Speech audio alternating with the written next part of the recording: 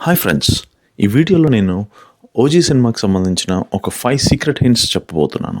మనకు ఆల్రెడీ తెలుసు, పవన్ కళ్యాణ్ గారు రీసెంట్ స్పీచ్లో ఓజీకి ప్రీక్వెల్ అండ్ సీక్వెల్ రాబోతుందని చెప్పారు. సుజిత్కి నేను మొన్న థియేటర్లో చూస్తున్నప్పుడు నేను మాట ఇచ్చాను, let us work on a prequel and sequel. And ఈ 5 సీక్రెట్ హింట్స్కి మీరు కూడా కనెక్ట్ అవుతారని నా గట్టి నమ్మకం. అండ్ ఇది పర్సనల్లీ నా ఒపీనియన్. ఫస్ట్ సీక్రెట్ హింట్, స్టార్టింగ్లో అర్జున్ దాస్ గంభీర బాంబే వదిలి 15 years అవుతుందన్నారు. సో ఈ 15 yearsలో శుభలేఖ సుధాకర్ గారు కేవలం 7 years నుంచి మదురైలో గంభీరాన్ని అబ్జర్వ్ చేస్తున్నట్టు చెప్పారు. కానీ మిగతా 8 years ఎక్కడున్నారో ఎవరికి తెలియదు.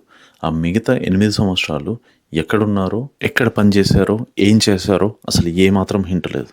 కానీ ఇక్కడ ఒక సూపర్ హింట్ ఏంటంటే, మీరు క్లియర్గా అబ్జర్వ్ చేస్తుంటే మదురైలో ఒక పెద్ద మర్డర్ కేసులో పోలీస్ అదుపులో గంభీర ఉంటాడు. ఇక్కడ మదురై పోలీసులు గంభీర బ్యాగ్ తనిఖీ చేసేటప్పుడు అక్కడ 2 టికెట్లు కనపడతాయి. ఒకటి టోక్యో నుండి చెన్నైకి వచ్చే షిప్ టికెట్, ఇంకొకటి వచ్చేసి రామేశ్వరం టికెట్, అండ్ రామేశ్వరం నుండి కన్యాకుమారికి వచ్చే ట్రైన్ టికెట్. అసలు గంభీర రామేశ్వరం ఎందుకు వెళ్ళాడు, రామేశ్వరం నుండి మళ్ళీ కన్యాకుమారికి ఎందుకు వెళ్ళాడు, కన్యాకుమారి నుండి మళ్ళీ మదురైకి ఎందుకు వచ్చాడు, మదురైలో కన్మణినే ఎందుకు పెళ్లి చేసుకున్నాడు, ఎలా పెళ్లి చేసుకున్నాడు.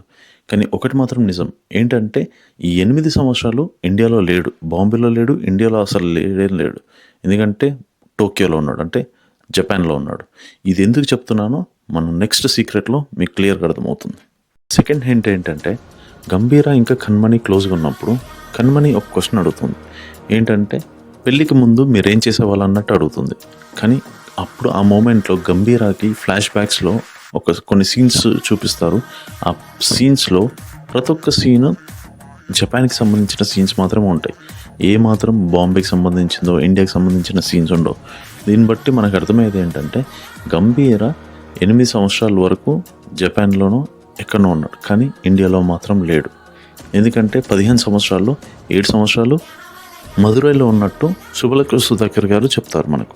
గంభీర జపాన్లోనే ఉన్నట్టు మనం ఎలా బలంగా నమ్మొచ్చు అంటే, ఓమి ముంబైలో ఒక 5 ప్లేసుల్లో బాంబు పెడతాడు. సో ఈ 5 ప్లేసెస్లో బాంబు గంభీర వెళ్ళి వెతికి తీయడు.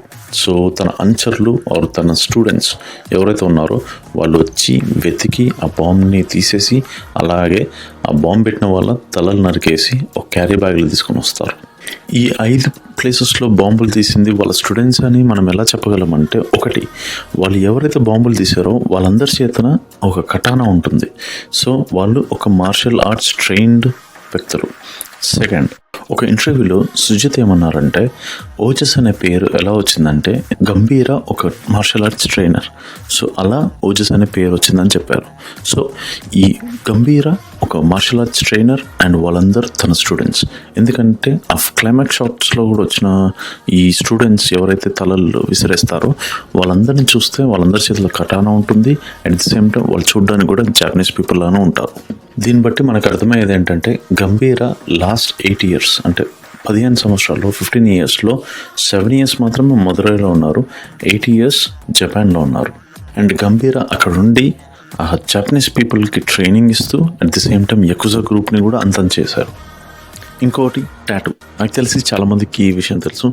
టాటూ, ఆ 3 అక్షరాల్లో టాటూ మీనింగ్ ఏంటంటే, ఒకటి ప్రామిస్, తర్వాత స్ట్రెంగ్త్, ఇంకోటి ఫైర్. ప్రామిస్ టాటూగా వేయించుకున్నాడంటే, ఒక ప్రామిస్ చేస్తే ఎంత పట్టుదలగా ఉంటారో దీన్ని బట్టి అర్థమవుతుంది. ఈ వీడియోలో నేను ఓజస్ గంభీర అంటే ఓజీ మూవీలోని 3rd సీక్రెట్ హింట్ చెప్పబోతున్నాను.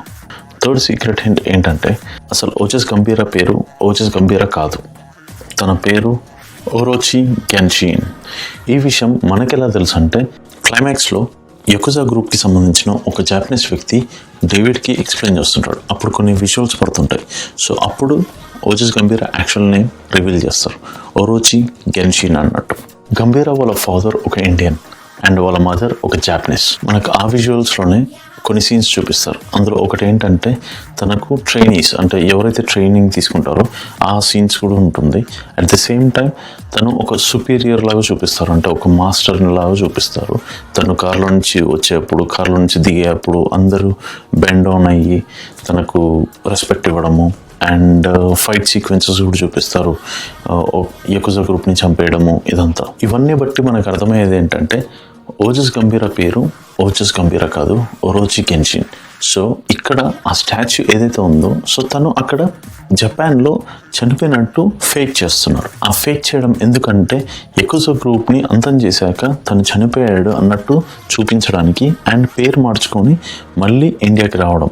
నాకు తెలిసి ఈ పర్టికులర్ బ్లాగ్ వచ్చేసి డెఫినెట్లీ ప్రీక్వెల్లో ఉండబోతుంది. ఎందుకంటే ఇందులో చాలా సీక్వెన్సెస్ అండ్ చాలా ఇంపార్టెంట్ సీన్స్ ఉండబోతున్నాయి. ఎందుకంటే అసలు ఓజస్ గంభీర జపాన్లో ఏం చేశారు, ఈ యకుజా గ్రూప్ని ఎలా అంతం చేశారు, అండ్ యకుజా గ్రూప్ని అంతం చేశాక తన స్టాచ్యూ ఎందుకు ఏర్పాటు చేశారు, అండ్ ఏర్పాటు చేశాక తను ఇక్కడికి పేరు మార్చుకొని ఇండియాకి మళ్ళీ తిరిగి రావడం ఎందుకు అనే విషయాలన్నీ ప్రీక్వెల్లో తెలుస్తాయి అని నేను అనుకుంటున్నాను. మీకు నా వీడియోస్ అండ్ నా ఎఫర్ట్స్ నచ్చితే please like, share and subscribe.